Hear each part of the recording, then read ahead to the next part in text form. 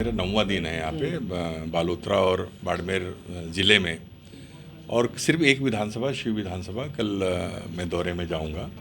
तो कमोबेश हमारे जो बूथ स्तर के भी कार्यकर्ता, हमारे संगठन के ज़िले से लेकर आपके मंडल के जो पदाधिकारी हैं, हमारे जो विधायक, सांसद, पूर्व विधायक, ये सब लोगों से जो चर्चा हुई और सबकी एक ही मंशा है कि पार्टी में सामंजस्य हो, सबको स्वीकार व्यक्ति जो है वो जिला कांग्रेस कमेटी का अध्यक्ष बने। जो भी मतभेद हम लोगों के हैं वो दूर होने चाहिए। तो सबकी राय एक ही है, इसलिए कोई असमंजस की स्थिति नहीं है। और इसलिए जो नाम भी जो हमारे पास आ रहे हैं वो कमोबेश सर्वसम्मत नाम आ रहे हैं। तो जो आने वाला जिला कांग्रेस कमेटी का जो अध्यक्ष बनेगा वो सबको लेकर चलने वाला, और जो आपसी जो मतभेद भी जो ज़िले में कुछ अभी नज़र आ रही है वो भी समाप्त हो जाएगा। आज आपने मुलाकात की कई लोगों से, तो लोग क्या बता रहे हैं? क्या कार्यकर्ताओं नेताओं की टेंशन ये है कि गुटबाजी खत्म हो तो पार्टी मजबूत हो?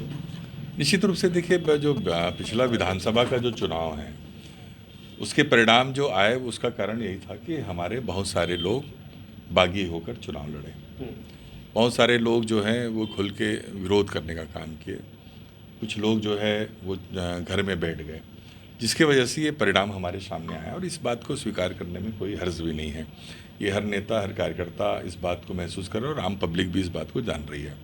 तो इसी कमी को दूर करने का काम हमको करना है। और इसलिए जो संगठन सृजन की जो प्रक्रिया जो अपनाई गई है उसमें सबसे महत्वपूर्ण चीज़ ये है कि कांग्रेस की कार्यकर्ताओं की राय, जो वहाँ के रहने वाले ज़िले की जनमानस जो है, जो बहुत से प्रबुद्ध वर्ग के, चाहे वो पत्रकार साथी हो, सामाजिक संगठन के लोग हों, एनजीओज़ में जो काम करने वाले लोग हों, जो कांग्रेस के बारे में अच्छी सोच रखते हैं, जो कांग्रेस को मजबूत करने के लिए जो सुझाव जो देने का जो काम करते हैं, हम ऐसे सभी लोगों से मिल रहे हैं।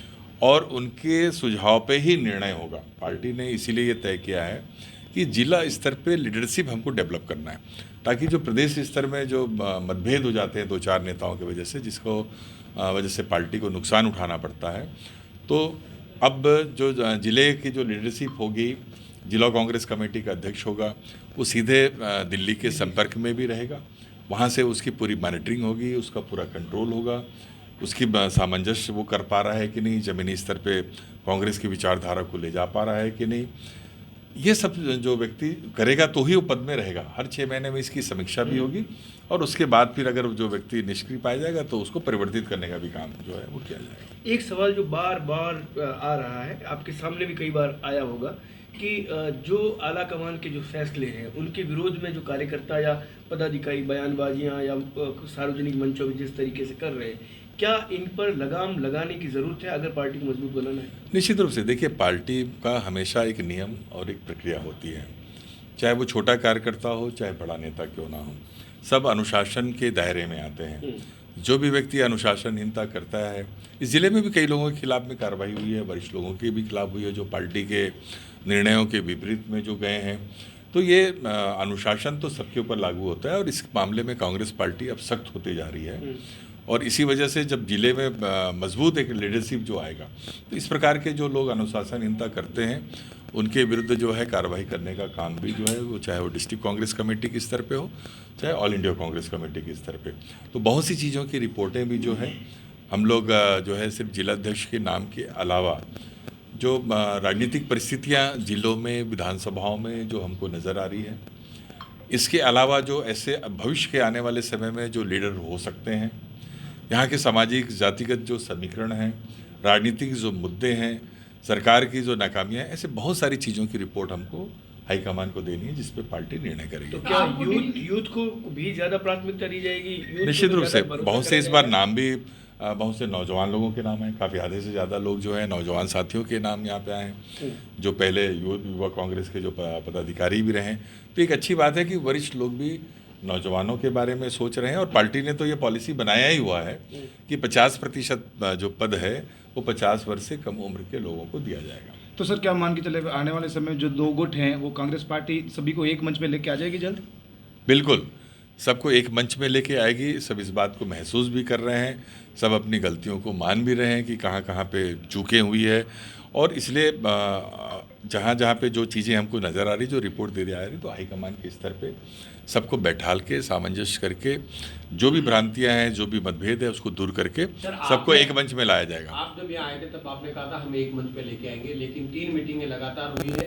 आज की मीटिंग में भी हमने देखा कि 2 गुट सामने आए और आपसे दोनों अलग अलग मिले।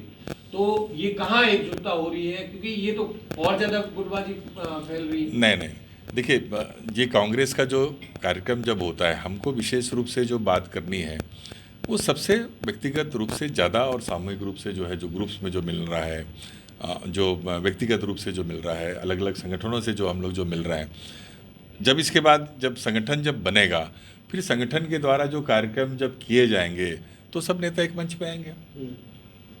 क्यों अभी नाराजगी आपको लग रहा है कि ये जो नाराजगी छिपनी है पार्टी के लिए? बिल्कुल, इस बात को मैं स्वीकार करता हूं कि जो नाराज़गी, कोई भी एक छोटा सा भी कार्यकर्ता अगर नाराज़ होता है पार्टी से तो उसको नुकसान उठाना पड़ता है।